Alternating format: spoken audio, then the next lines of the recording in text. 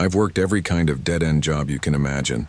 Coffee shops where you get yelled at for running out of oat milk. Gas stations that smell like antifreeze and cigarettes. But nothing prepared me for the night shift at Burger King in Blackwater, Michigan. The town's been dying slow ever since the factory shut down. There's still folks here. Ghosts, mostly. Wrapped in hoodies and broken habits. You learn not to ask too many questions on the 3 a.m. shift. You wipe tables, keep your head down, and pray nobody walks in needing anything that isn't on the menu. I took the job to pay off my sister's hospital bills. She's got lupus, I've got loans, 2 roommates who always forget rent, and the kind of insomnia you don't outgrow. I became assistant manager by default. Other people quit and I just stayed. Then Trent showed up. I remember the night clearly. October 19th, wind cold enough to bite skin. I was refilling ketchup bins when I heard the bell chime. He didn't come through the customer door. He came through the employee entrance in back. "Name's Trent," he said. "Heard you needed night staff." No resume, no ID, no references, just this calm, steady voice. There was something off about him, but I was too tired to care. The GM hadn't sent new hires in weeks, and I was pulling doubles 6 days a week. "You ever work fast food before?" I asked. He smiled, barely. "Yeah, I know the ropes." So I handed him a uniform. Didn't even check his paperwork until later. And when I did, I noticed something strange. No address. Just an emergency contact. Mom. Trent turned out to be incredible. Too good. Showed up early. Never took breaks. Cleaned like a machine. Knew exactly how to operate every fryer, every register, even the security panel no one else could figure out. He worked 8 hours straight without once using the bathroom. When I asked if he needed anything, he just said, "I'm good." That should have been my first red flag, but I didn't want to lose him.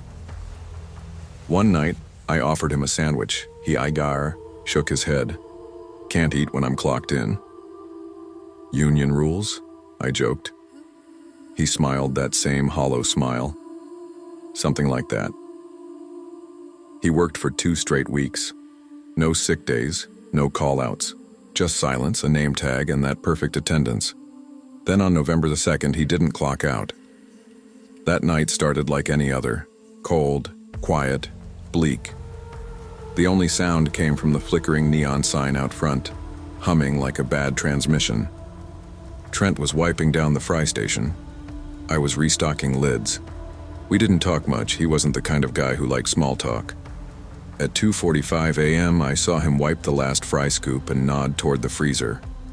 "Gonna grab more patties," he said. I nodded. "Cool. Be careful with the latch. It sticks." He opened the door. The freezer light flickered like always. A few seconds later, it swung shut. Then silence. 5 minutes passed. 10. After 15, I started to worry.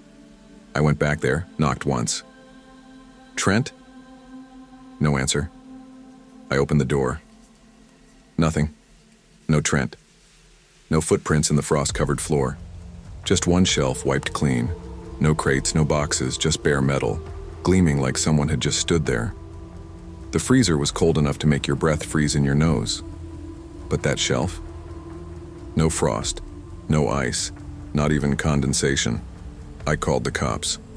They showed up around 4:15 a.m., ran through the security footage. What it showed chilled me worse than the freezer ever could. 4:05, Trent wipes down the station. Trent walks into the freezer. After that, nothing. No one walks out, no exit, no shadow, nothing but the door swinging gently closed. Then came the weirdest part. The detective called the number on Trent's emergency contact form. His mother picked up. I only caught part of the conversation, but when the cop came back, he looked shaken. "She says her son died 5 years ago," he said. "Car crash. Back in 2018, he used to work here." I quit the next day, walked out without clearing the register, didn't even grab my coat. The GM tried calling, Left me 3 voicemails. I didn't listen to any of them. But Trent? He didn't quit. His name started popping up again on the shift roster. I thought it was a glitch. But every week there it was.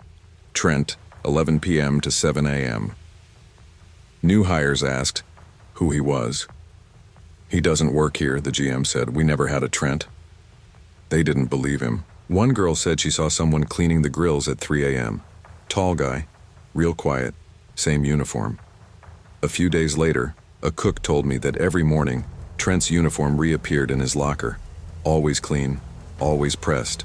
The name tag warm too. The touch. Then came the freezer reports. Someone knocking, always faint, always around 3 a.m. One guy tried to open it, said it felt like something was pushing back. The shelf, still clean. No matter how much frost built up, that one spot never froze. Then corporate started asking questions. Why was someone still clocking in under Trent's old ID? Why were paychecks still being mailed? They came down hard, threatened to shut the place down if it didn't stop, but they couldn't explain how the checks were still getting cashed. Someone was clocking out, and someone was taking the money. I moved to Lansing, took a job at Wendy's off the highway, cleaner store, nicer management, and most importantly, no night shifts.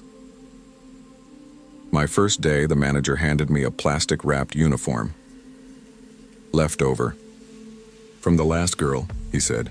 Still has the tag, you can swap it out later. I glanced at it. Name tag said Trenta. Close. Too close. Can I just burn it? I joked. The manager blinked. That's dark. I burned it anyway. Out back, behind the dumpster, poured lighter fluid on it and watched the flames rise. Felt good. Final. Done. But when I came in the next morning, there it was. Back in my locker, still sealed, still pressed, still warm. That night, I didn't sleep. I stared at the ceiling of my cheap apartment and thought about that freezer. The shelf, the frostless patch, the way the cold didn't feel like weather. It felt like something breathing. The thing is, Trent never wanted much. Just to work, just to show up, just to belong. And the more I thought about it, the more I realized that place wasn't haunted. It was recruiting. 6 months later, Blackwater Burger King closed for good. Official report said structural failures. Rumor was the health inspector passed out after opening the freezer, said it was too cold to be natural. They took out the wiring, boarded up the doors, shut it all down. But the security system? Still online, corporate kept it active for insurance.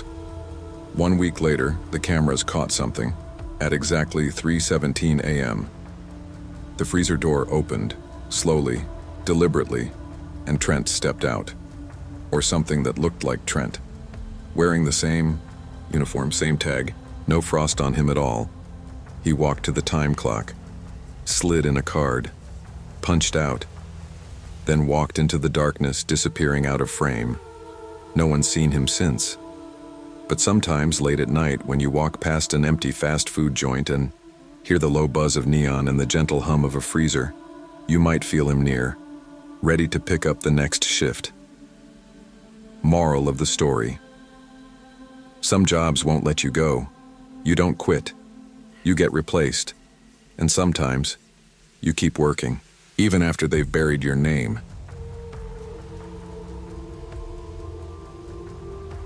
I never thought I'd end up working overnight at a Burger King in downtown Toronto. But student loans don't care if you're exhausted or scared. They just keep piling up. It was January, freezing cold, and I was behind on tuition again. I'm studying psychology, ironically. I understand anxiety from a clinical perspective, but understanding it doesn't make it go away. My hands still sweat when I talk to strangers. My stomach still knots walking into a crowded room. So yeah, working alone at night in a fast food joint wasn't my dream job, but the extra pay helped. Barely. My mom's friend Derek Voss managed the place. He vouched for me. It's easy, he said. Quiet at night. Mostly homeless folks looking to warm up or a few drunk kids grabbing a late snack. He shrugged off the safety concerns like I was being dramatic. "There's cameras. You'll be fine."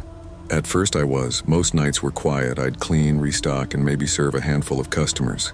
I kept my headphones in, just one earbud, and listened to true crime podcasts. Probably a mistake in hindsight. That night, though, everything felt off. Colder than usual. The place was dead silent except for the buzzing lights and the distant hum of the city. Around 1:30 a.m. I'd just finished wiping down the counters when I heard a metallic clang echo from the alley behind the store. I froze. Probably just the wind, or maybe the dumpster lid shifting from the cold. I told myself that. Repeated it like a prayer. But then I looked at the back camera feed, and there he was. A man in a hoodie, standing completely still just outside the delivery door, staring directly into the lens, staring straight at me. I backed away from the monitor like the man on the screen could reach through it. I double-checked the back door log. I had locked it. I always did. Derek made a point of yelling about that during training. Delivery door stays locked after midnight. Period. So how was he standing there? And how long had he been watching? I switched to the next feed. Nothing. Then, movement. My stomach dropped. He wasn't outside anymore. He was inside. He stood near the drive-through station, half lit by the glow of the soda machine. He didn't move like someone in a hurry. He wasn't scrambling for money or shouting. He just looked, slow, casual, almost curious. His shoes scuffed softly against the tile. I ducked behind the counter, heart pounding. I didn't know what to do. I'd had zero training for this. Derek said the alarms were only for real emergencies, and that police don't come unless you're bleeding. Great advice, really. I reached into my apron, trying to quietly grab my phone. The fabric rustled loud as thunder in the silence. I hit 911 and dropped the volume to 0. My eyes stayed locked on the tiny gap under the counter. I saw his feet move past, slow, careful steps toward the register. He was between me and every exit. Then I heard it, the register drawer creaking. Open, coins spilled, the cash rustled. I didn't think. I just moved. I crawled toward the narrow hallway that led to the staff bathroom, keeping low and praying he couldn't hear me. Every breath felt like a risk. I didn't stop to think. I didn't even feel scared anymore. Just pure instinct. There was only one way out, and it was barely big enough to fit me. The staff bathroom was the size of a closet, cold tile, broken soap dispenser, and the smallest window I'd ever seen. I locked the door and stood there shaking, listening for footsteps. I could still hear movement, muffled scuffs, and faint clinks. He was still in the front. I looked at the window again. Too small, too high. But it was all I had. I dragged a mop bucket over and climbed up, trying to stay quiet. My hands trembled as I pushed the window open. It squealed, loud and slow, like an old hinge in a horror movie. I cringed, paused, listened. No footsteps yet. I hoisted myself up, scraping my elbows against the frame. My chest barely cleared it. The cold outside hit me like a slap. My coat was inside. Didn't matter. I wiggled, kicked, and finally slipped through. I fell hard onto the frozen pavement behind the building. Pain shot through my ankle as it twisted, under me. I screamed into the cold air and immediately covered my mouth, hoping he hadn't heard. I didn't wait. I limped toward the sidewalk, slipping once on black ice, barely catching myself. A 24-hour convenience store blinked across the street like a beacon. My ankle throbbed, my legs shook, but I made it. I burst through the doors, panting, crying, trying to explain to the stunned cashier what had happened. He didn't even ask questions. Just picked up the phone and dialed the police. While he talked, I collapsed onto the floor, hugging my knees, shivering from the cold and the fear. I didn't feel safe. Not yet. Not even close. I wouldn't feel safe for a long time. The cops arrived, in minutes. 3 officers swept the restaurant while another tried to ask me questions. I couldn't say much. My throat felt closed. My thoughts were jumbled. Eventually, one of them radioed in. No suspect on site. Registers open, no injuries reported, no suspect. They said the back door was still locked. No forced entry, no prints, just a broken drive-through window and an open register drawer. Some bills were gone. Not a lot, but enough to prove I wasn't imagining it. Derek showed up about an hour later. He was pissed at me. "You should have called me first," he snapped like I'd interrupted his beauty sleep. "You panicked and made it worse." I tried to explain, but he didn't listen. Said the cameras were too grainy. Said I probably left. The drive-through window unlatched. He filed a half-hearted report and offered to write it off as vandalism. I quit that same day. No job was worth this. Not the cold, not the fear, not the sleepless nights.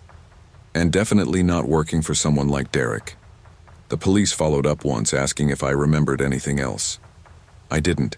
Just his eyes, sunken, dark, hollow. Like he hadn't slept in years. Like he saw through me. They never caught him, and they never would. Now it's June and I still can't sleep with the lights off. I moved apartments, started working at a bookstore during the day. Safer, quieter. But even now, when the store is empty and I'm alone behind the counter, I find myself checking the back room twice, sometimes 3 times, just to make sure. That man didn't say a word, didn't touch me, didn't even run.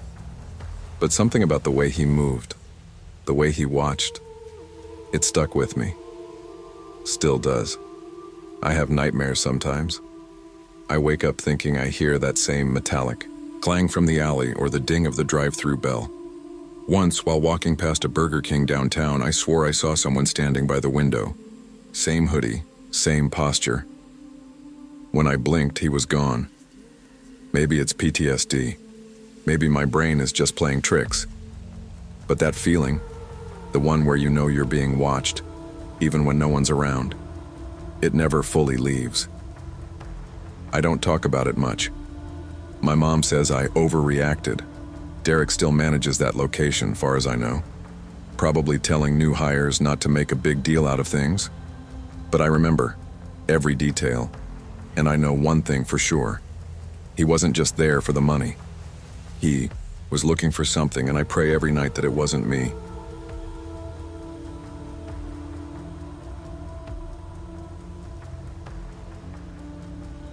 I never believed in ghosts. I still don't, not really.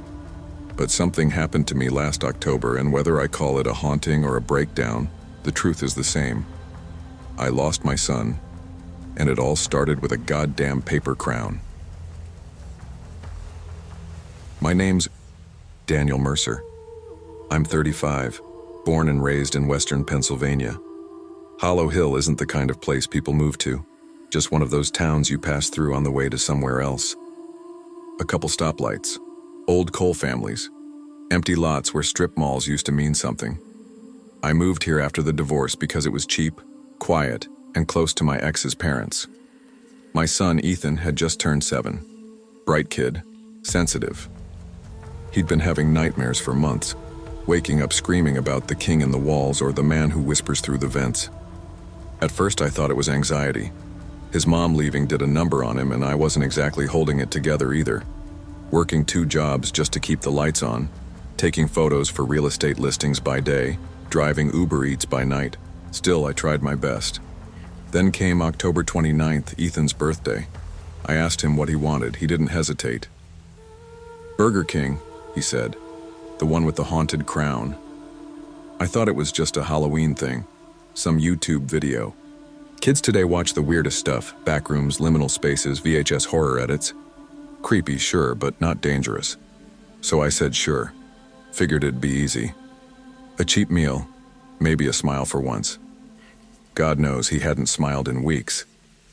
We drove up Route 19 as the sun slipped low.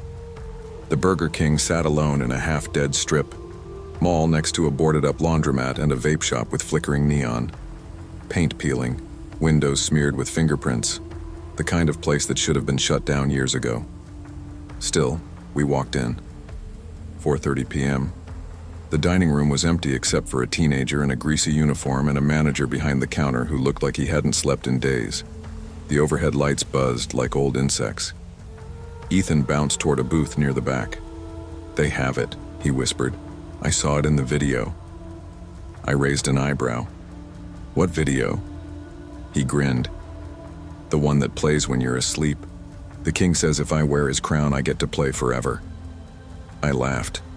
Nervously, maybe. "YouTube again?" I asked. "You know, half that stuff is fake."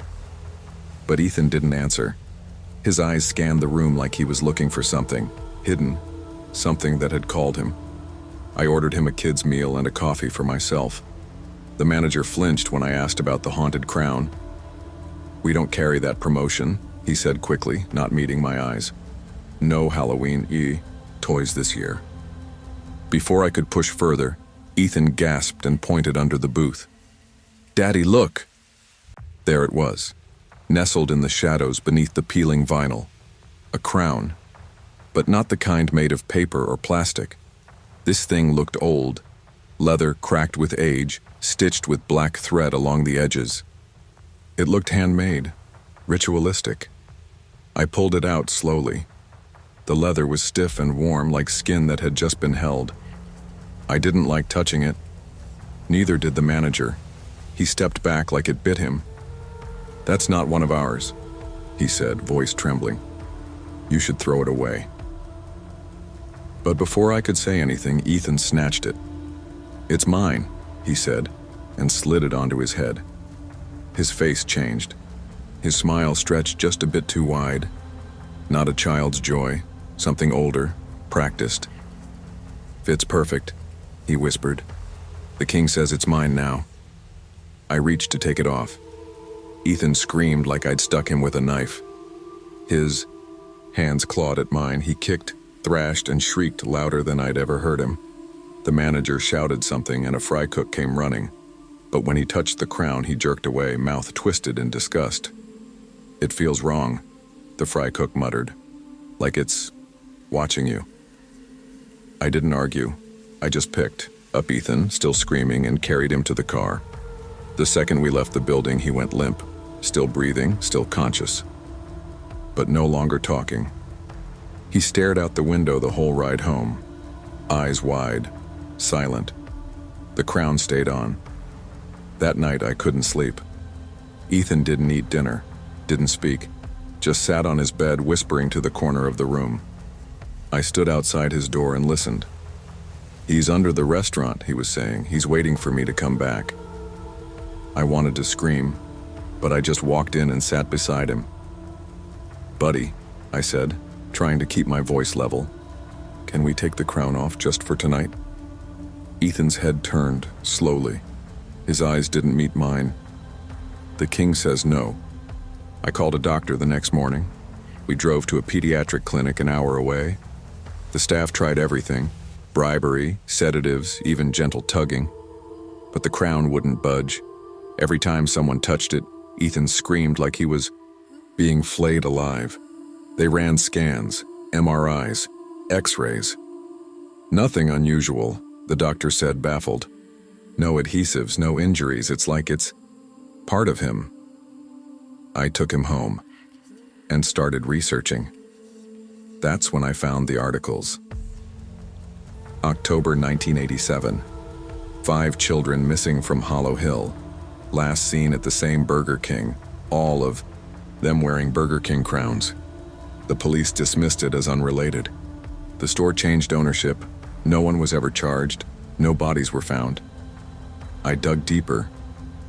Reddit threads. Local ghost blogs. A user named ACrownTale67 posted an old VHS rip of an ad that shouldn't exist. Grainy footage of a smiling figure in a gold-trimmed robe whispering in a static-filled voice, "Come be my prince.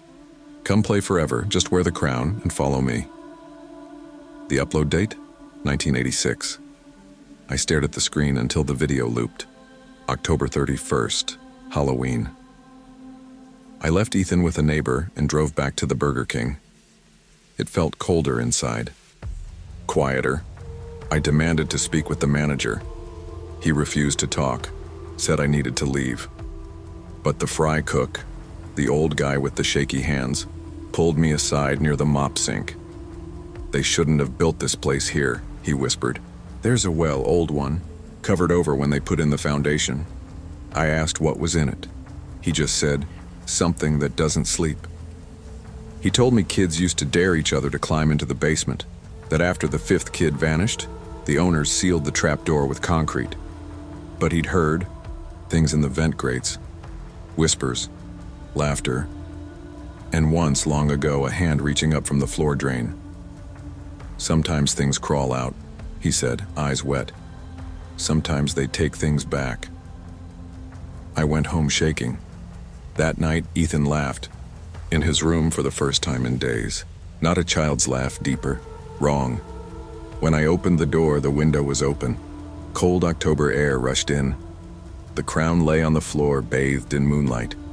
Ethan was gone. The police were useless. No signs of forced entry, no footprints, no fingerprints, just a single muddy handprint on the windowsill, much too large for a child's. I showed them the VHS footage. The manager claimed he'd never seen it. The fry cook quit the next day. The restaurant closed for repairs a week later. Never reopened. The town stopped talking about it. I didn't. I kept calling, kept digging. But Hollow Hill has a way of burying things, the kind of silence that smothers truth, that rewards forgetting. I kept the crown, locked it in a safe, but sometimes I swear I hear it rustling in there, like it's breathing or waiting. And sometimes I wake up at 4:30 a.m. and hear whispering in the vents, a voice saying, "Come be my prince." Not all monsters hide in the dark. Some wait under flickering lights, wear familiar smiles, and lure you with promises of play.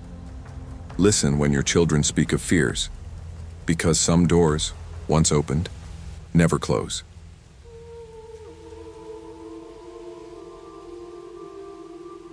They say you get used to anything if you do it long enough. That's a lie. You don't get used to grease under your nails or the smell of floor cleaner that never quite covers up the rot in the walls. You don't get used to people talking to you like you're nothing, even if you've done time, especially if you've done time. My name's Vic Delaney. I'm 29, 2 months from finishing a 3-year probation after a stint in Fremont County Jail. Dumb fight, dumber friends. Broke a guy's jaw outside a bar over a bad poker hand and a worse temper. Since then, life's been about keeping my head down. My parole officer doesn't ask questions as long as I clock in every night at 10 and out at 6. That Burger King sits like a scab on the edge of I-90, surrounded by empty lots and the skeleton of a gas station that burned down last winter. The lights inside flicker like they're arguing with the wind, and the heat never works right. But it's a paycheck, and that's more than most folks around Harlan's Bend can say. Most nights were predictable. Drunk drivers looking for coffee, meth heads asking for ice water, long-haul truckers passing through who tipped in dimes and crumbs. And then there was Double Stack.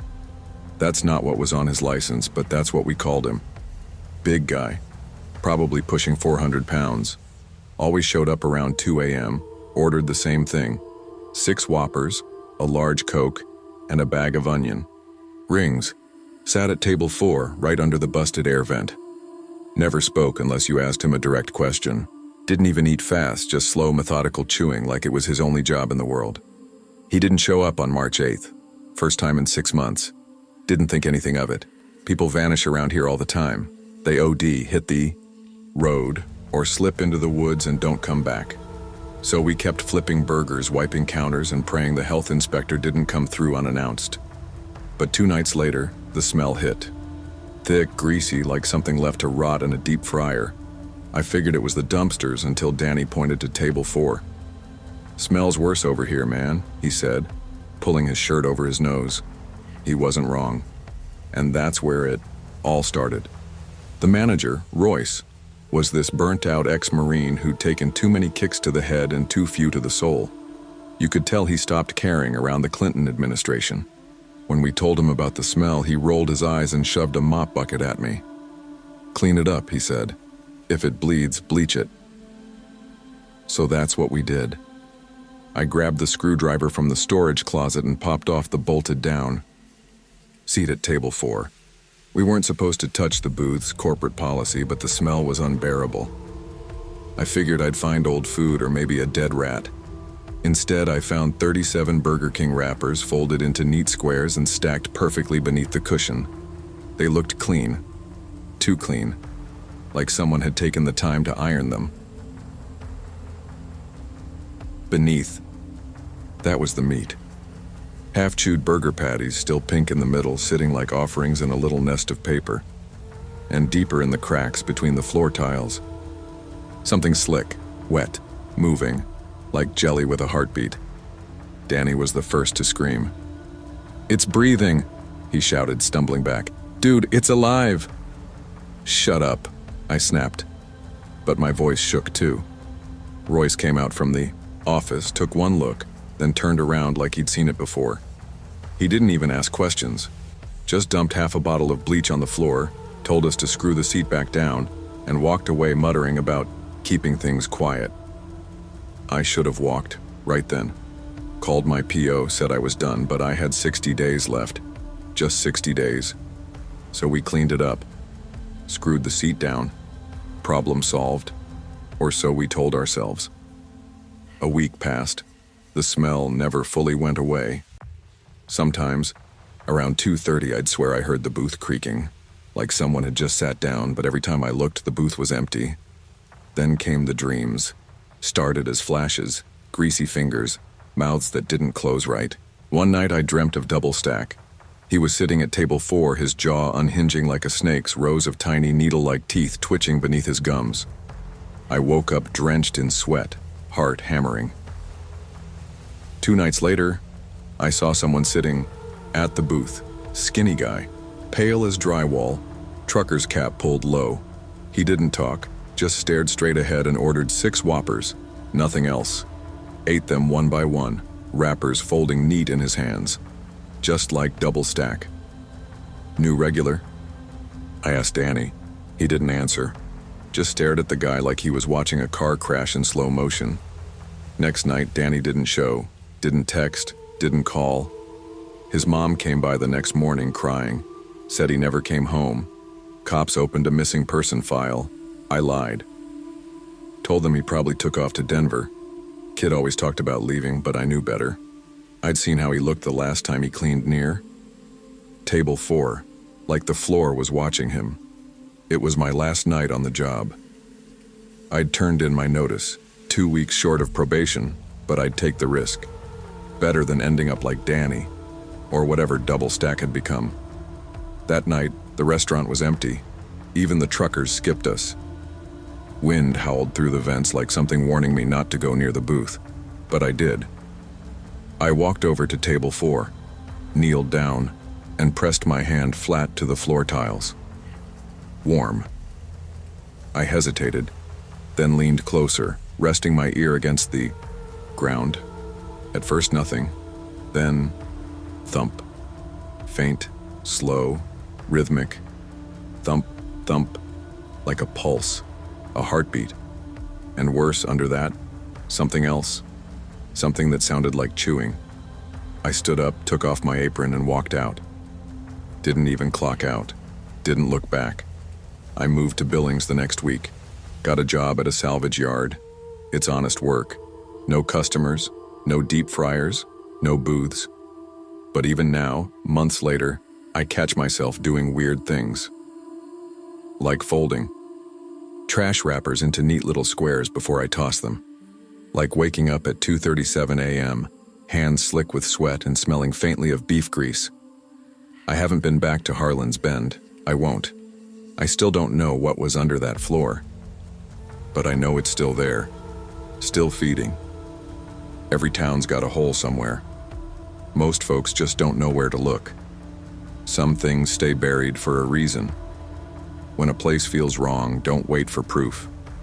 Don't stay out of guilt, or money, or fear of starting over.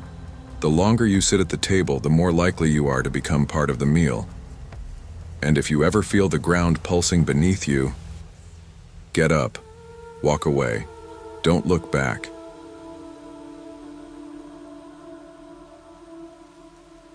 When you're working the graveyard shift at a rundown Burger King in a town like Blackwater, Missouri, you learn real quick what the dark smells like. Not metaphorical darkness. I mean literal dark.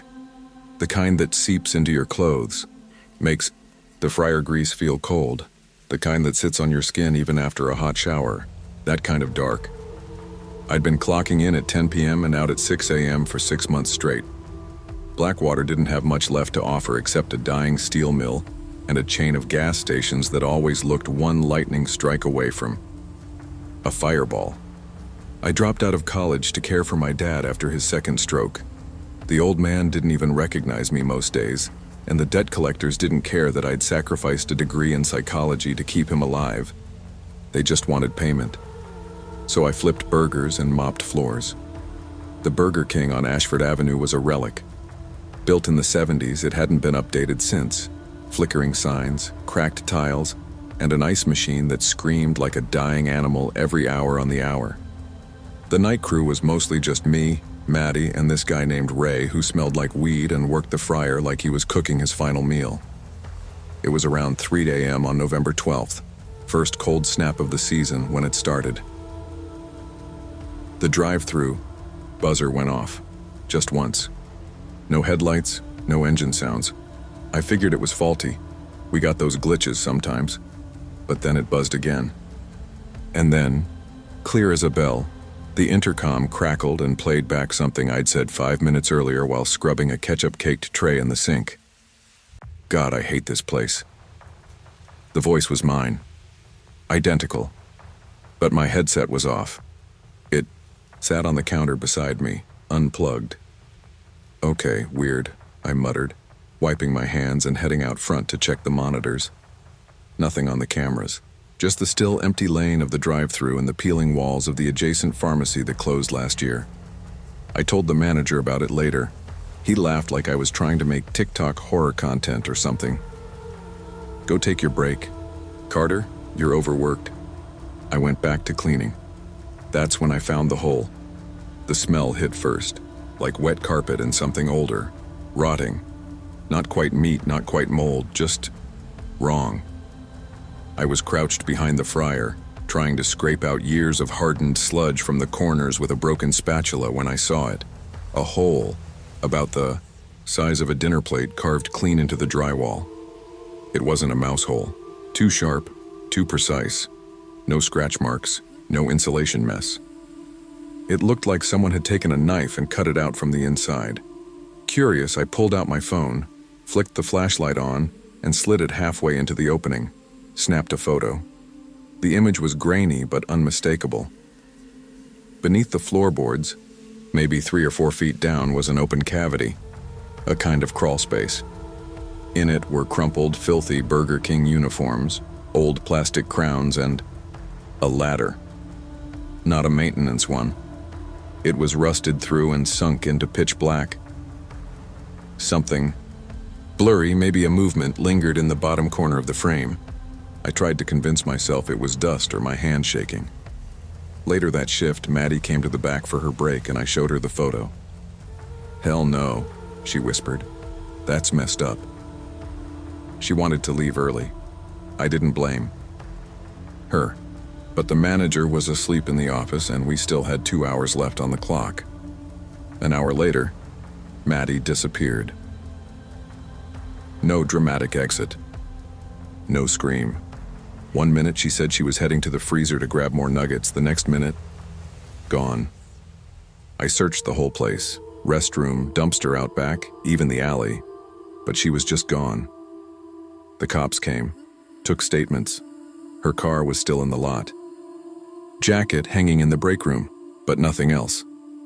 And the hole, covered up with a metal sheet by morning, like it had never existed. Manager said it was an old maintenance vent. I quit the next night, but quitting didn't mean escaping. The first call came 3 nights later, 3 a.m. sharp. My phone lit up, no caller ID. I let it ring. The second night, same thing. I answered. No voice, just breathing. Wet, ragged. Then the faint sound of a ding, the familiar chime of a drive-through headset connecting. I slammed the phone down. On the third night, I unplugged my phone entirely. Didn't help. The fourth night, it rang from inside my voicemail app. No missed calls, just a new message. I pressed play, breathing again. And under it, a whisper, barely audible. Order ready. Come inside. I didn't sleep. Couldn't. My dreams were worse. I'd wake up soaked in sweat, heart jackhammering, from visions of crawling through that hole. In them, I'd see Maddie, crouched in the dark, uniform torn, mouth sewn shut with something that looked like waxed thread. Her eyes begged for help. Mine never moved. I thought about going to the cops again, but what could I say? There's a haunted fast food vent full of lost employees. Yeah, no thanks. Then the news hit. A week after I left, another employee vanished.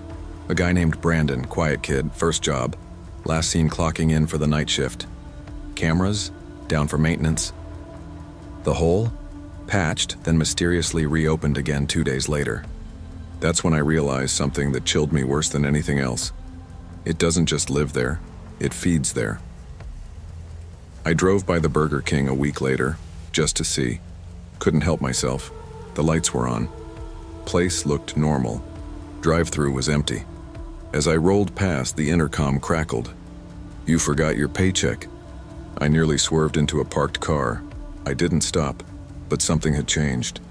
The next morning, my front door was unlocked.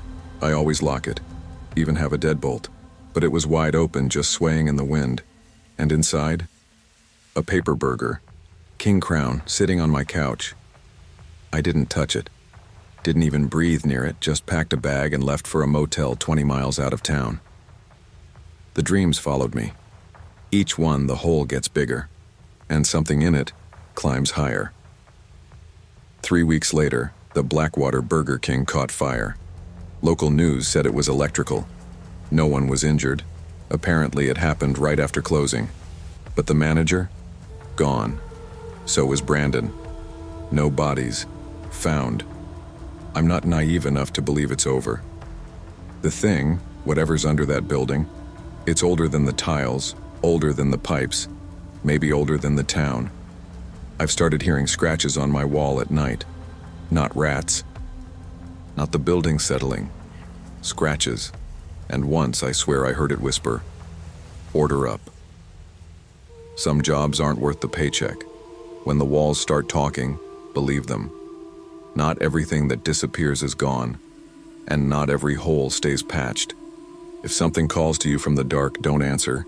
And if you hear your own voice echoing back from an empty room, run. My name's Vic Delaney. I'm 29, 2 months from finishing a 3-year probation after a stint in Fremont County Jail. Dumb fight, dumber friends. Broke a guy's jaw outside a bar over a bad poker hand and a worse temper. Since then, life's been about keeping my head down. My parole officer doesn't ask questions as long as I clock in every night at 10 and out at 6. That Burger King sits like a scab on the edge of I-90, surrounded by empty lots and the skeleton of a gas station that burned down last winter. The lights inside flicker like they're arguing with the wind, and the heat never works right. But it's a paycheck, and that's more than most folks around Harlan's Bend can say. Most nights were predictable. Drunk drivers looking for coffee, meth heads asking for ice water, long-haul truckers passing through who tipped in dimes and crumbs, and then there was Double Stack. That's not what was on his license, but that's what we called him. Big guy, probably pushing 400 pounds, always showed up around 2 a.m., ordered the same thing, 6 Whoppers, a large Coke, and a bag of onion rings, sat at table 4, right under the busted air vent. Never spoke unless you asked him a direct question. Didn't even eat fast, just slow, methodical chewing like it was his only job in the world. He didn't show up on March 8th, first time in 6 months. Didn't think anything of it. People vanish around here all the time. They OD, hit the way, road, or slip into the woods and don't come back. So we kept flipping burgers, wiping counters, and praying the health inspector didn't come through unannounced. But 2 nights later, the smell hit. Thick, greasy like something left to rot in a deep fryer. I figured it was the dumpsters until Danny pointed to table 4. "Smells worse over here, man," he said, pulling his shirt over his nose. He wasn't wrong. And that's where it all started. The manager, Royce, was this burnt-out ex-Marine who'd taken too many kicks to the head and too few to the soul. You could tell he stopped caring around the Clinton administration. When we told him about the smell, he rolled his eyes and shoved a mop bucket at me. "Clean it up," he said. "If it bleeds, bleach it." So that's what we did. I grabbed the screwdriver from the storage closet and popped off the bolted-down seat at table 4. We weren't supposed to touch the booth's corporate policy, but the smell was unbearable. I figured I'd find old food or maybe a dead rat. Instead, I found 37 Burger King wrappers folded into neat squares and stacked perfectly beneath the cushion. They looked clean, too clean, like someone had taken the time to iron them. Beneath, that was the meat. Half-chewed burger patties, still pink in the middle, sitting like offerings in a little nest of paper. And deeper in the cracks between the floor tiles, something slick, wet, moving, like jelly with a heartbeat. Danny was the first to scream. "It's breathing!" he shouted, stumbling back. "Dude, it's alive!" "Shut up," I snapped. But my voice shook too. Royce came out from the office, took one look, then turned around like he'd seen it before. He didn't even ask questions, just dumped half a bottle of bleach on the floor, told us to screw the seat back down, and walked away muttering about keeping things quiet. I should have walked, right then. Called my PO, said I was done. But I had 60 days left. Just 60 days. So we cleaned it up, screwed the seat down. Problem solved. Or so we told ourselves. A week passed. The smell never fully went away. Sometimes, around 2:30, I'd swear I heard the booth creaking, like someone had just sat down, but every time I looked, the booth was empty. Then came the dreams.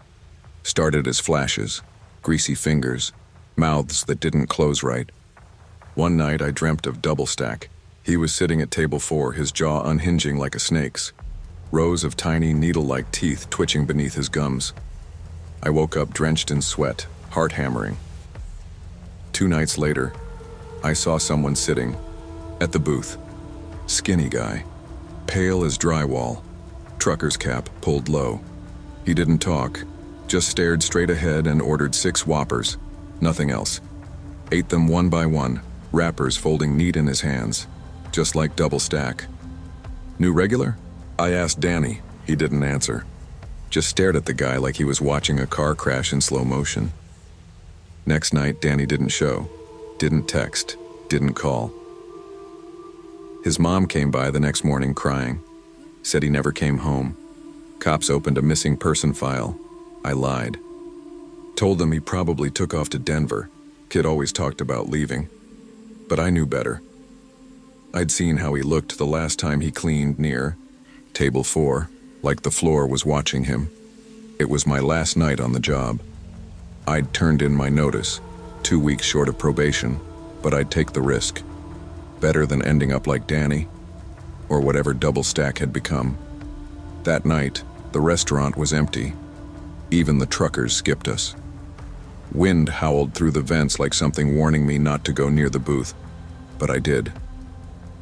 I walked over to table 4, kneeled down, and pressed my hand flat to the floor tiles. Warm. I hesitated, then leaned closer, resting my ear against the ground. At first nothing, then thump. Faint, slow, rhythmic, thump, thump, like a pulse, a heartbeat. And worse, under that, something else, something that sounded like chewing. I stood up, took off my apron, and walked out. Didn't even clock out. Didn't look back. I moved to Billings the next week. Got a job at a salvage yard. It's honest work. No customers, no deep fryers, no booths. But even now, months later, I catch myself doing weird things. Like folding trash wrappers into neat little squares before I toss them. Like waking up at 2:37 a.m., hands slick with sweat and smelling faintly of beef grease. I haven't been back to Harlan's Bend. I won't. I still don't know what was under that floor. But I know it's still there, still feeding. Every town's got a hole somewhere. Most folks just don't know where to look. Some things stay buried for a reason. When a place feels wrong, don't wait for proof. Don't stay out of guilt, or money, or fear of starting over. The longer you sit at the table, the more likely you are to become part of the meal. And if you ever feel the ground pulsing beneath you, get up, walk away, don't look back. There are kinds of cold that bite, and then there's the kind that burrows. That's the kind you get in Millfield, Ohio in mid-December, when the wind comes slicing off the old railroad yards like it's got unfinished business. I was 31, broke and breathing borrowed air on a friend's couch that smelled like cat piss and weed smoke. That night, December 18th, 2023, I was headed to a job interview 2 towns over, something in a warehouse or maybe shipping. It didn't matter. I knew I wasn't getting it, not with my history. You lose your teaching license in a town like Millfield and you lose more than your career. You lose your dignity, your trust, you lose your name little by little. It was one accusation. One kid said I'd told him not to trust his reflection, that I'd said it wasn't him anymore. Truth is, I barely remember that day. I was overworked, my mother had just passed, and I hadn't slept in days. But that was enough. The district said I was a liability, so I temped, waited tables, bagged groceries, filled out applications to jobs that pretended to be interested. That night I missed my bus by 4 minutes. It wouldn't come again for 2 hours. The stop was outside an old strip mall long since forgotten, boarded up laundromat, payday loan place with flickering neon and one shining relic of corporate decay. A Burger King tucked in the middle like it had nowhere else to be. I didn't want food. I wanted heat. The inside smelled like old grease and cracked vinyl. One kid behind the counter didn't even look up, just nodded like he saw ghosts all the time. There was one man in the dining room, long trench coat soaked from the rain. He sat dead center, hands folded. I took a booth 2 tables away, tried to warm my fingers on a stale cup of coffee. The man never looked at me, but he slid a napkin across his table, toward me. 4 words, printed in perfect block letters. Don't look out the windows. I laughed. Because what else do you do when the world starts feeling wrong again? Then, against every ounce of better judgment I had left, I looked. There are moments that split your life in 2, like a fault line cracking beneath your feet, invisible but permanent. That moment looking out the window was mine. Outside, the parking lot was empty, save for a few puddles and a rusted Camry, but the window didn't reflect that. Instead, it showed me, sitting at the counter, hands wrapped around a tray of food I hadn't ordered. I blinked, looked again. Now I was in the corner booth, hood up, face buried in my arms like I was trying to disappear. Another pane showed me facing the back of the restaurant, shoulders shaking. Crying, maybe, but I hadn't moved.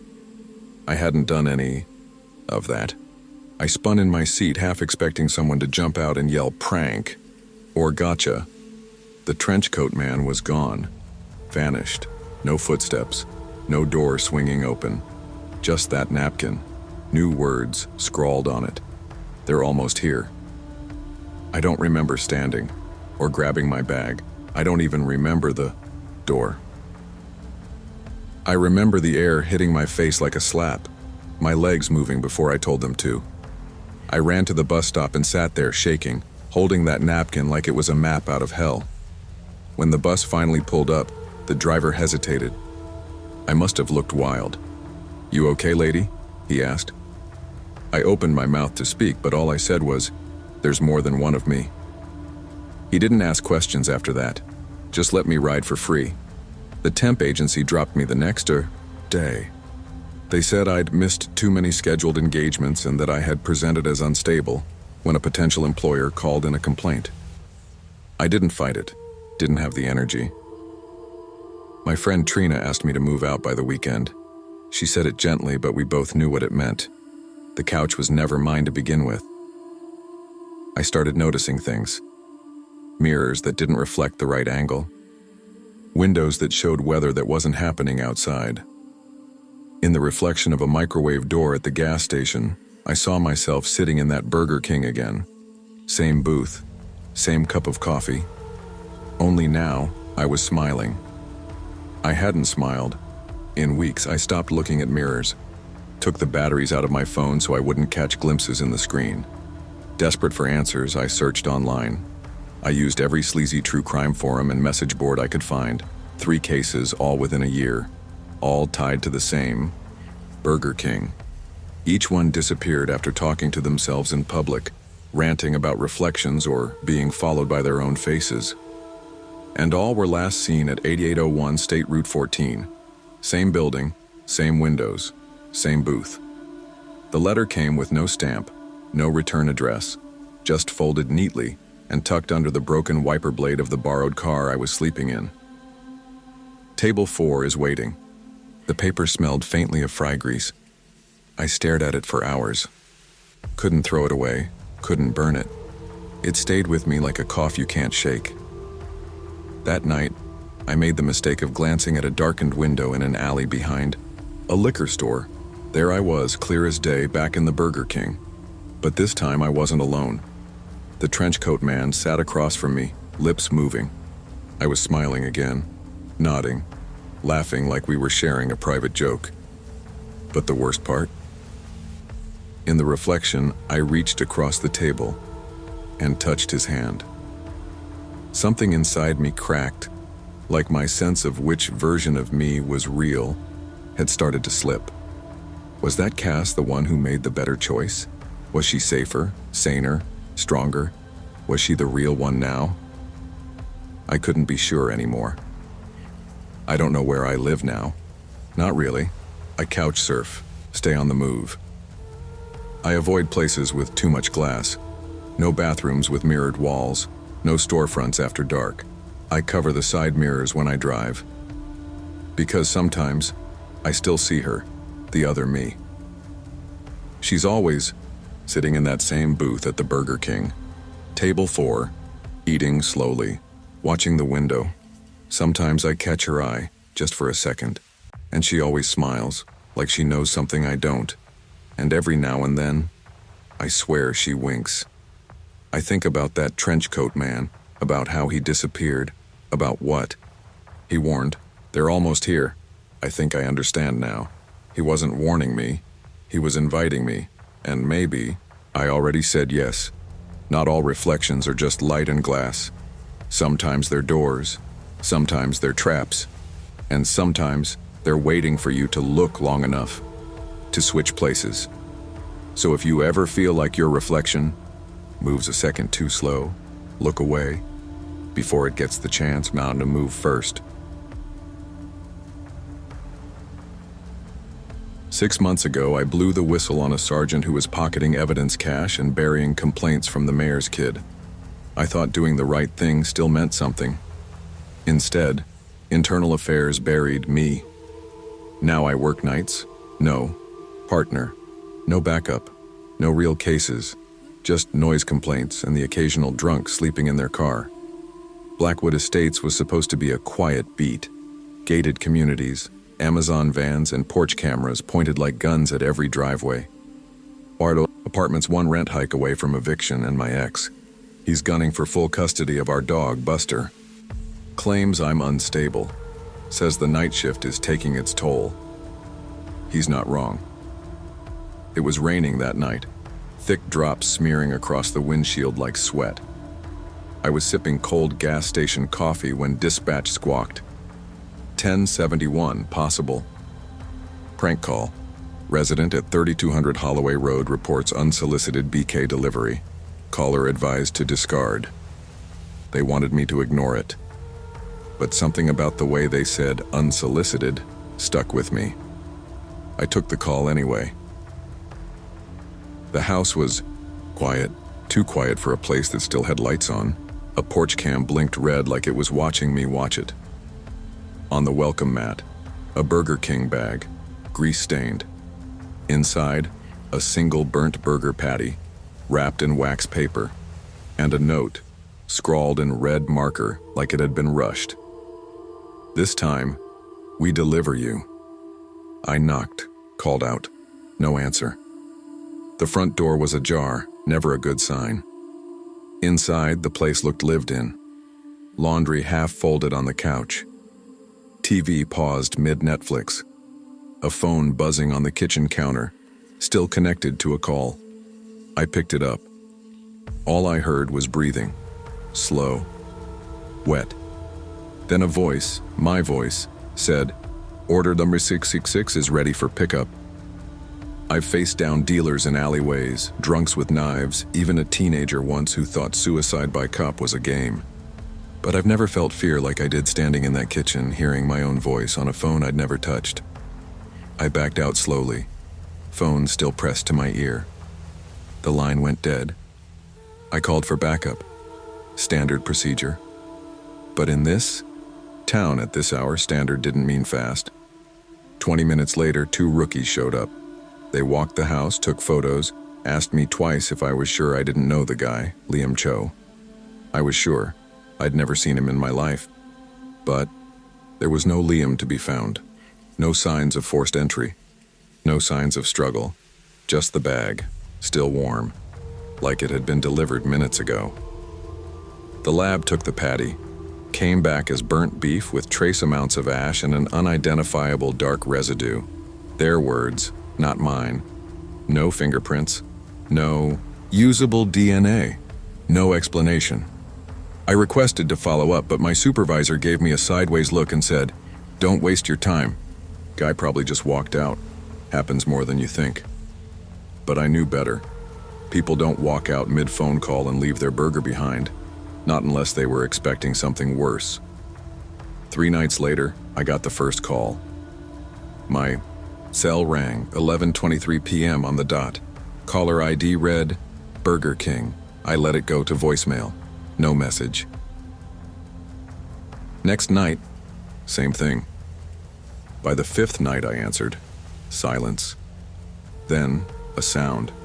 Chewing. Wet. Rhythmic. Close. I hung up. Blocked the number. It called back anyway. My ex used the missed custody check-in to file again. Told the judge I was obsessed with fast food ghosts and couldn't be trusted with a live animal. I didn't even fight it. I missed Buster more than I should admit. At work, they reassigned me to permanent graveyard. When I protested, the night sergeant laughed and said, "You like chasing ghosts, don't you?" I started researching again. Not the burger, not the bag, but the phrase on the note. This time, we deliver you. I found it, buried deep, in an old urban legend thread from 2006. A joke, they said, a creepypasta. People claiming they got fast food bags with no order, only messages. People who went missing within days. And one comment, anonymous, signed with the initials LC Liam Cho. It was exactly 1 week later when the second bag showed up. This time, at the precinct. It was sitting on my desk when I came in. No one knew who left it. No delivery logs, no security footage showing it being dropped off. Inside, a receipt with my name typed at the top. A wedding ring with L to A always etched on the inside. Liam's ring. I knew it before I even checked the file. The timestamp on the receipt? 11:23 p.m. I asked the station captain for camera footage.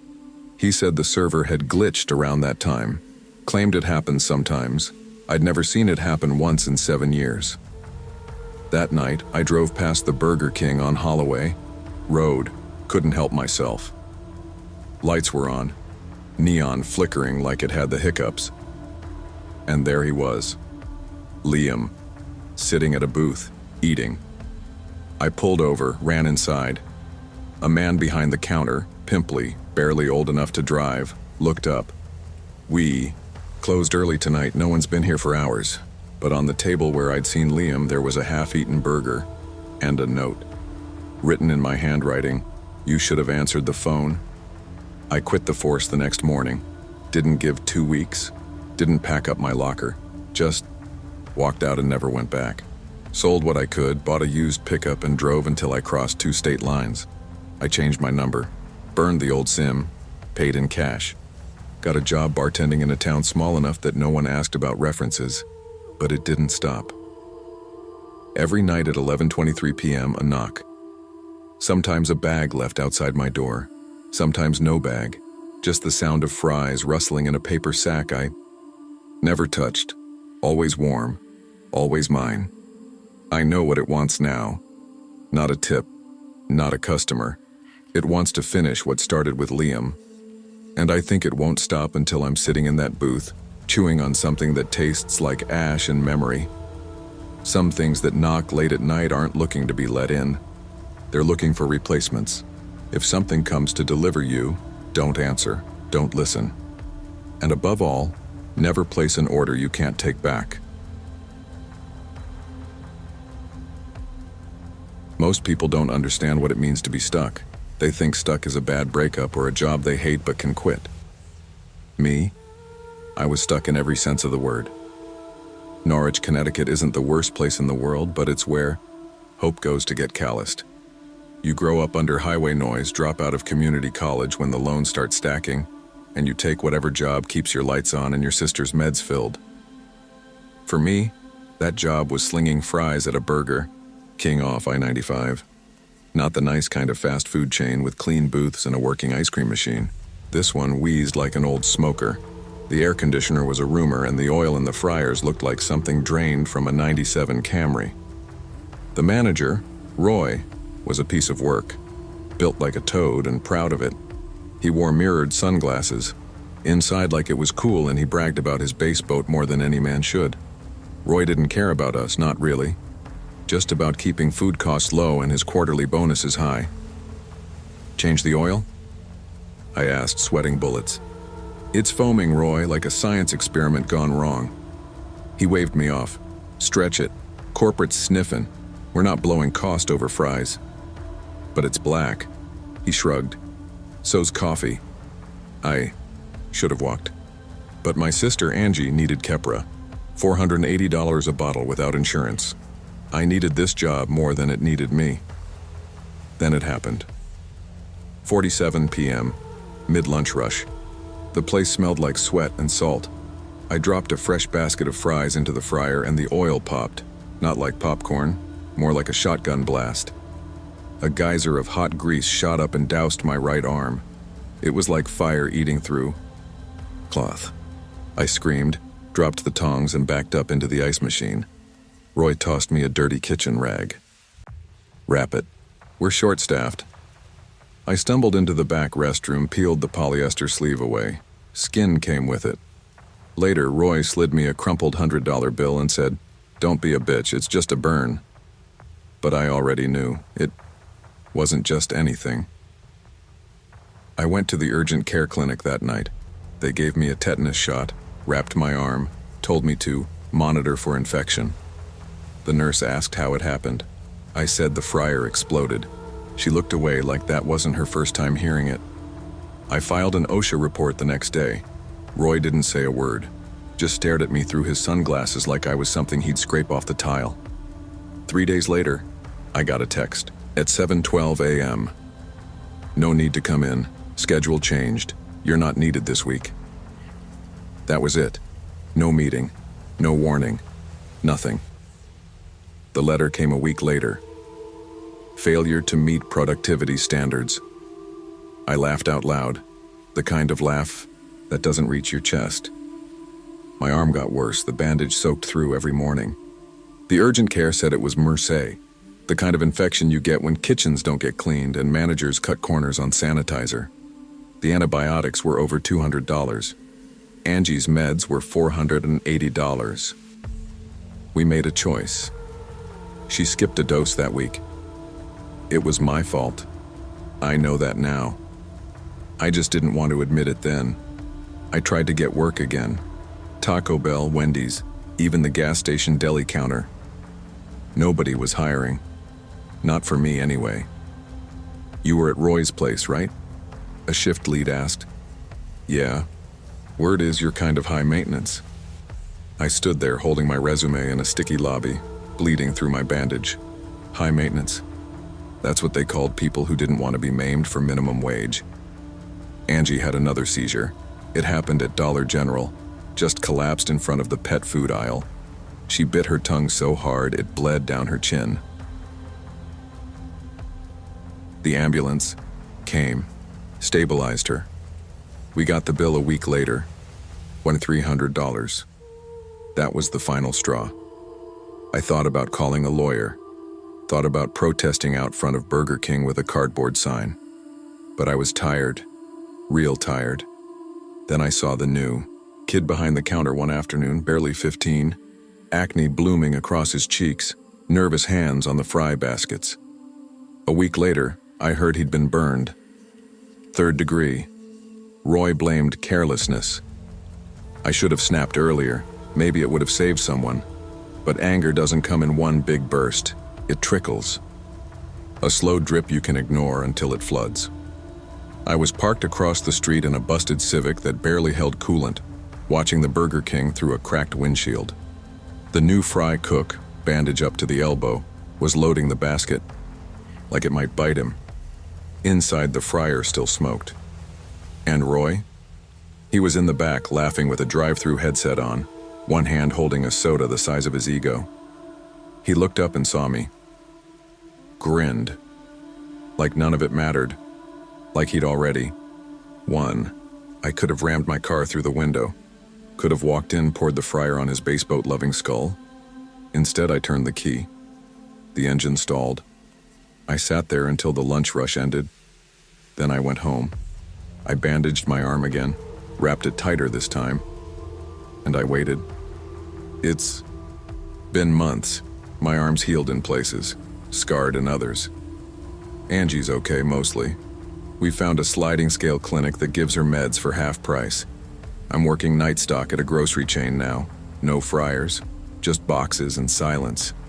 But I still drive by that Burger King. Sometimes I see Roy outside cleaning his windshield with a rag. Sometimes I see the new kids inside, fresh meat lined up to learn how little their safety is worth. And sometimes I dream. In the dream, I'm back in that kitchen. The oil is boiling like lava, thick and dark. Roy's there, but he's not, wearing sunglasses. He looks afraid. I lift the basket and dunk him in head first. The oil bubbles. It spits. And for the first time since I started there, it turns golden, not black. Clear, clean, like justice. I wake up hungry. When a system is built on cutting corners, it always cuts people first. Never let someone convince you that your pain is part of the price of a paycheck. Because bad oil doesn't just burn, it spreads. And sometimes it kills. You can tell a lot about a city by where its fast food sits. On Magnolia Avenue in Knoxville, Burger King is wedged between a payday loan place and a pawn shop with a broken sign that just says PAN. The sidewalks here are cracked and tired, same as the people rushing over them. I wasn't much different that Tuesday afternoon, April 4th, 2023. I was 28, living on freelance gigs, waiting on a client who swore my check was in the mail for 2 weeks straight. My apartment's Wi-Fi had been cut off that morning. It wasn't the first time either. That left me with 2 options: public library with screaming kids in the corner, or Burger King with sticky floors, weak coffee, and free Wi-Fi if you asked for the password. So there I was. Table by the soda fountain, laptop open, fries half-eaten, inbox empty. That's when I saw him. Mid-30s maybe. Hoodie pulled low, face tight like he hadn't slept in a week. He kept rocking on his feet like he didn't trust the floor to hold him. 2 minutes later, she walked in. Blonde, big sunglasses, tote bag. The kind of careful that's trying not to look careful. They didn't acknowledge each other, just brushed past.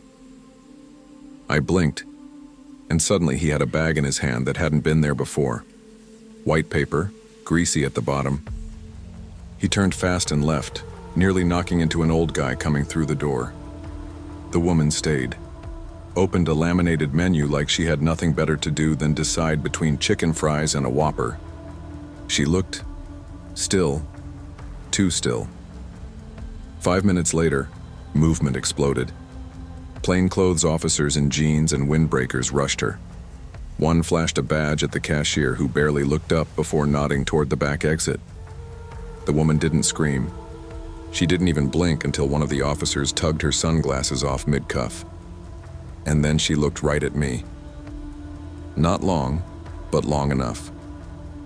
The cops took her out the back. The cashier went back to wiping counters.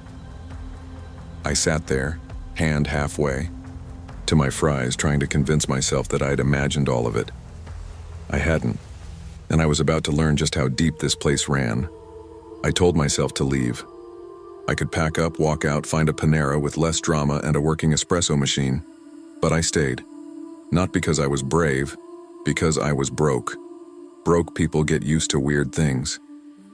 So I finished my fries, typed a polite follow-up to my disappearing client, and tried to forget what I'd seen. Next day I came back. Same seat, same password, different vibe.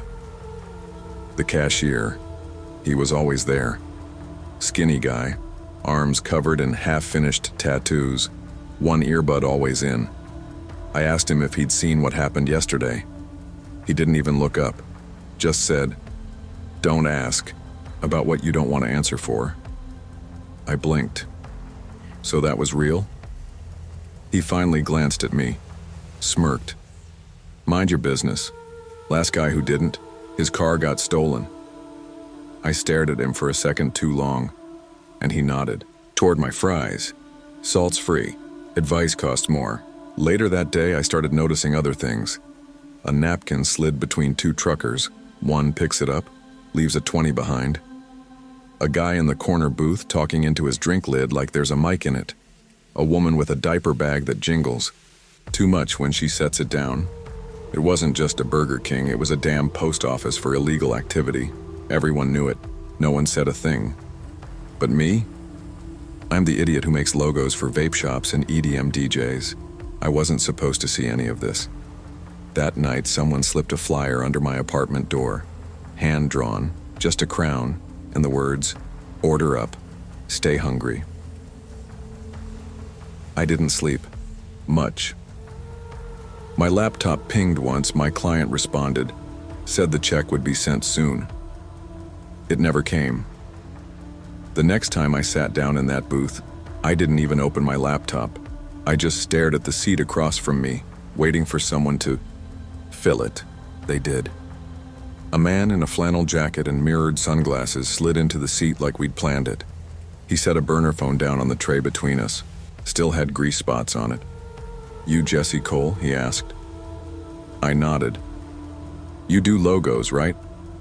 I hesitated. "Depends who's asking." He smiled. "Some people need a new look. Clean, sharp, something professional." "What's the company?" I asked, already knowing there wasn't one. He chuckled. "No company, just cash." I should have left. I should have said no. Instead, I asked, "How much?" He named a figure, enough to cover 3 months of rent, enough to make me forget about unpaid invoices and cold emails. He tapped the burner. Phone. "All specs are on there. Deadline's Friday." I picked it up. Felt heavier than it looked. He stood. "You deliver, we pay. Simple." The smell of fryer oil followed him out. I sat in that booth a little longer, watching the cashier count singles without looking up once. That night I looked through the phone. Design specs. Font types, even a fake business name, Orion Ventures. Legit sounding enough to hide anything. But under the branding files was a folder I hadn't noticed.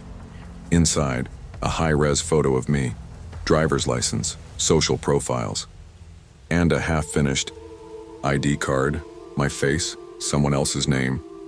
I should have trashed the phone, turned it in, done anything else, but I needed the money. So I did the job. Sent over the logos, the mock-ups, even a fake invoice just to feel normal again. An hour later, the phone buzzed. We'll be in touch. The next morning, my apartment door was ajar. Nothing was missing. No forced entry. But sitting on my desk was a Burger King receipt. Order number 13, paid in full. I stared at it for 10 minutes. It wasn't mine. I hadn't been in that day. I called the number on the burner. Disconnected. Next few nights, I started using the drive-thru instead. I'd order fries just to test if the cashier would look up. He always did. One night, I spotted him outside, just standing in the lot, watching my car idle at the light. He didn't move, didn't wave, just stared. The next morning, a new message came through on my laptop, an encrypted folder. No subject, inside, new design requests. Same tone, same price, different client. I moved 3 weeks later, just a couple streets over, nothing major. Told myself it was for better Wi-Fi. Truth was, I couldn't take the way my apartment felt anymore, like someone had rearranged the air. Work kept coming, always anonymous, always encrypted. Every gig, paid in cash, no questions. I told myself it was just design work. A logo was just lines and colors, but lines can brand anything. Cartels, shell companies, black market networks. I tried to quit once, let an assignment sit too long. That night I came home to a sealed manila envelope at my door. Inside was a photograph. Me at the grocery store, bagging oranges. No note, just the photo. I finished the design that night. Sometimes I still drive by the old Burger King. The place never closes. The flickering lights always on, like they're waiting. And sometimes, just before sleep, I remember the woman with the sunglasses, the calm, the stillness. She knew, like I do now, once you're in, you're not really getting out. Not every job is worth the paycheck. When survival blurs your boundaries, even the smallest yes can lead you into shadows that never let go. The line between freelancer and accomplice is thinner than you think, and sometimes it's printed right under your name.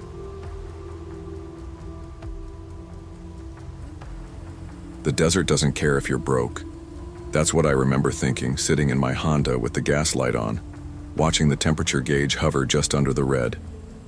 The sun had dipped hours ago, but the heat lingered, suffocating, thick, like the night itself didn't want to cool off. August 13th, 2023, Redmire, Arizona. A nowhere town clinging to old Route 66 like a cracked scab on the map. They had one attraction, the Lost Souls car show held every Friday the 14th, and I didn't give a damn. I was only here because my last passenger stiffed me, said he needed to hit the ATM at a Shell station, then bolted into the scrub behind the gas pumps. Left me holding a $40 tab and an empty tank. The only cash I had left was a ragged 20 stuffed behind my driver's license. My ex Brielle had texted 30 minutes earlier. Venmo me $500 or Max stays with me for good, I'm not kidding. Max is my dog, my best friend, only creature that never let me down. Now I was circling the last open place in town, Burger King.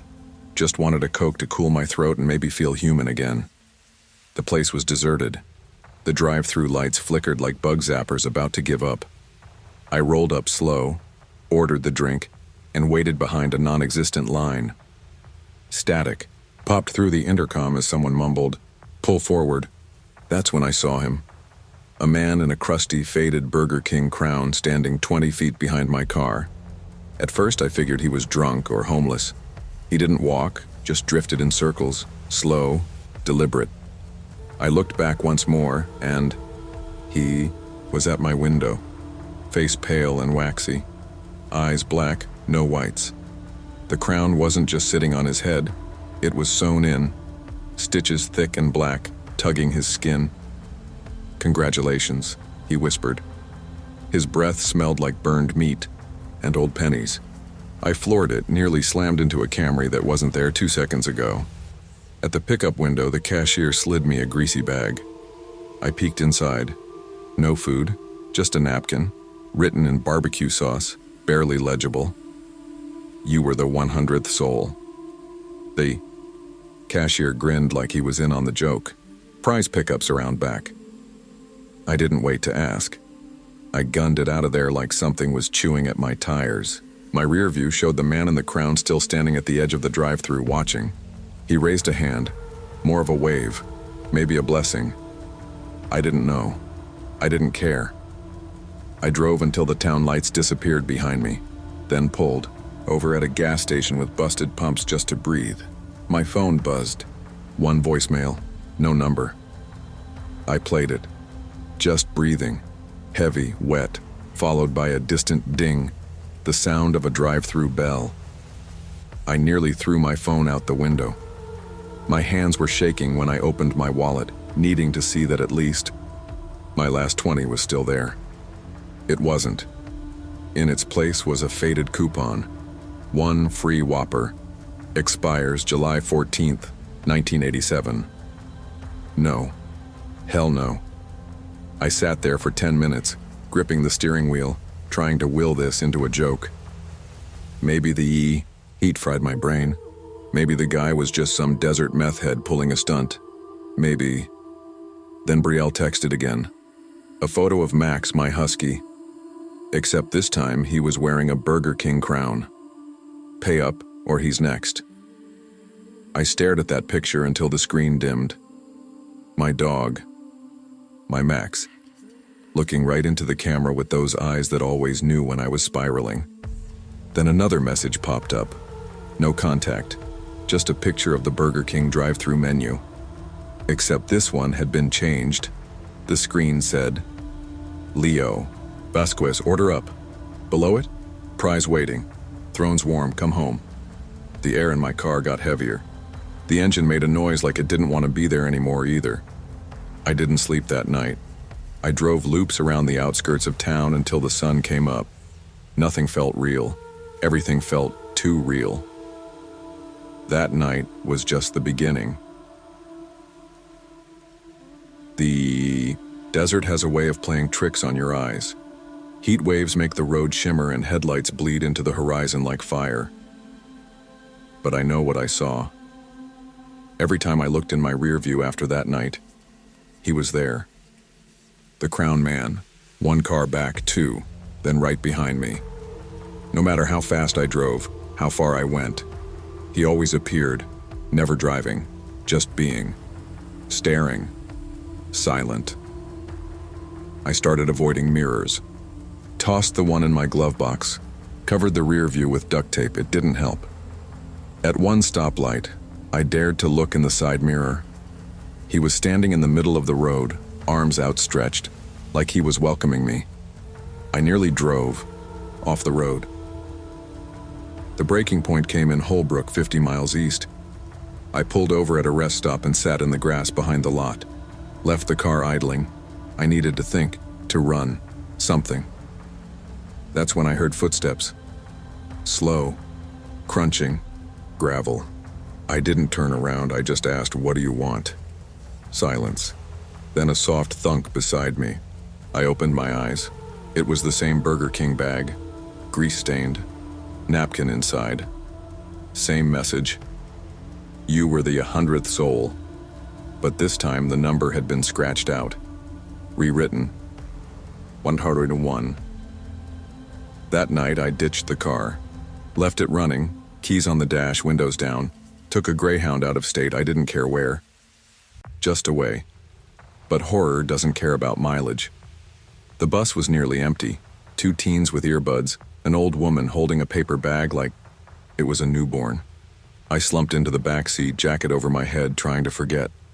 At the first stop, somewhere outside Flagstaff, the bus jolted. We idled a long time. Then I saw the driver get up and walk down the aisle. He stopped next to me. Wore a uniform. And a crown. "Wrong way, King," he said softly. Before I could speak, the bus doors sealed, like hydraulics locking a vault. Lunged forward, but the teens were gone.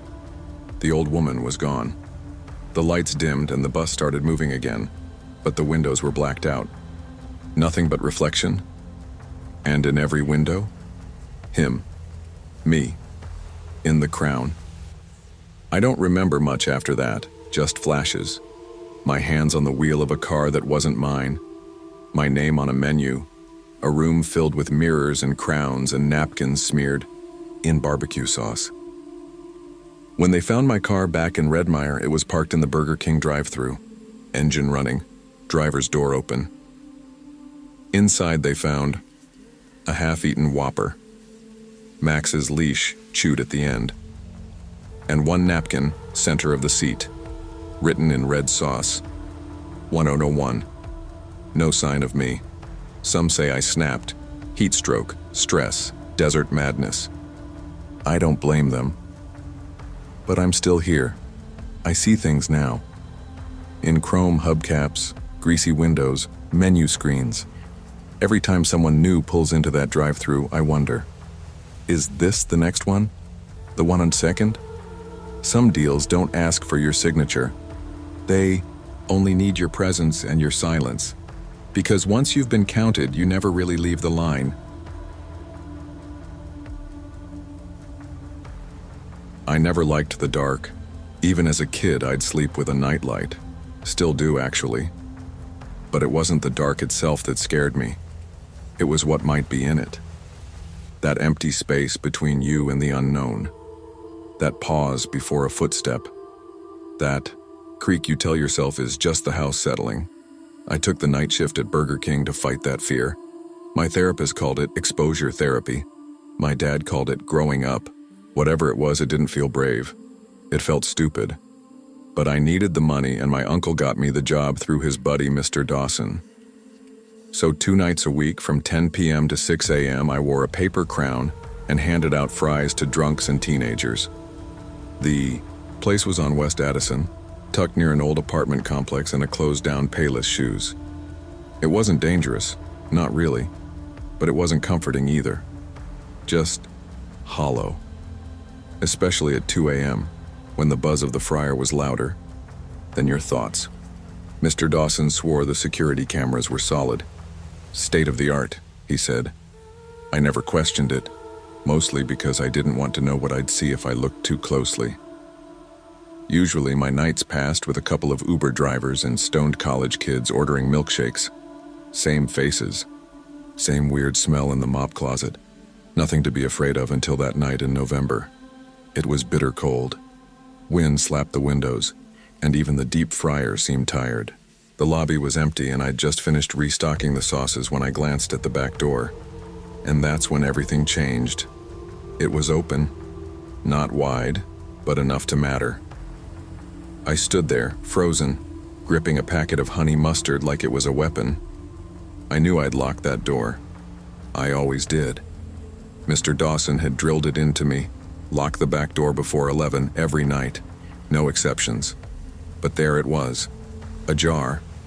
Just an inch. Just enough to make you think maybe it hadn't latched. But I knew it had. I walked to the monitor, above the drive-thru window, and clicked through the camera feeds. Kitchen, alley, freezer, dining room. Everything looked normal. Dim, dusty, lifeless. I stared longer than I should have, maybe hoping to see nothing. Then I did. Movement, just a blur at first, in the top corner of the dining room feed. I clicked to zoom in, squinting at the grainy footage, and there he was, tall, hooded, standing, perfectly still next to the soda machine, his head tilted up, right at the camera, right at me. I backed away like the screen could hurt me. My throat tightened. I could hear the clock ticking above the fryer. Just ticking, like everything was paused except me and him. I reached for my phone but realized it was on the counter by the front register. Too far. The front doors were locked. The back was open. I was boxed in, and he was between me and the only way out. I ducked behind the counter, hands shaking. I could barely breathe. My heart pounded so loud I was afraid he might hear it. The silence felt heavy, like he was just standing there listening for me to move. That's when I remembered the staff bathroom. It had a window, small, but maybe enough. I crawled. Not ran, not walked. crawled, like a kid hiding under the covers from monsters. Except this one was real, and inside with me. The tile floor was freezing, and every shift of my elbow echoed. I kept my eyes on the dark kitchen ahead. The hallway to the employee bathroom was about 20 feet away, but it felt like a mile. I didn't dare look back at the dining area. I didn't want to see if he was moving. When I finally reached the hallway, I scrambled to my feet and pushed the bathroom door open, locking it behind me. The tiny room smelled like bleach and whatever sad soap the dispenser always half spit into your hand. There was a mirror, a toilet, and the window, set high and narrow above the sink. I climbed onto the toilet, shoved the window up, and it squealed like it hadn't been opened in years. My fingers were going numb, but I didn't stop. I pulled myself up, scraping my arms on the sides. It was a tight fit. I'm not a big person, but even for me it was a squeeze. Halfway through, I got stuck. My belt caught on the latch. I had to yank it off entirely and leave it dangling. I didn't. Kare. I kicked out, dropped onto the pavement behind the restaurant, and landed hard on my ankle. It popped. I screamed. Didn't even mean to. It just came out. But adrenaline was a hell of a drug. I hobbled across the street toward the BP gas station, crying, limping, trying not to fall. The clerk, some sleepy guy in a hoodie, stared like I was nuts. I begged him to call 911. He did, I think. I didn't stop crying until the cops came. The police arrived fast. Too fast, honestly. It made me wonder how often they were called to this area. The cruiser lights painted everything in red and blue, like the world couldn't decide between danger and safety. I limped beside one of the officers as he led me back toward the Burger King. Every step made my ankle scream, but I didn't care. I just wanted him to see what I saw. I wanted proof I hadn't imagined it. They checked the back door first, still ajar. No signs of forced entry, but footprints, muddy ones, tracked across the tile and into the dining area. They found a soda cup knocked over, some ketchup packets on the floor.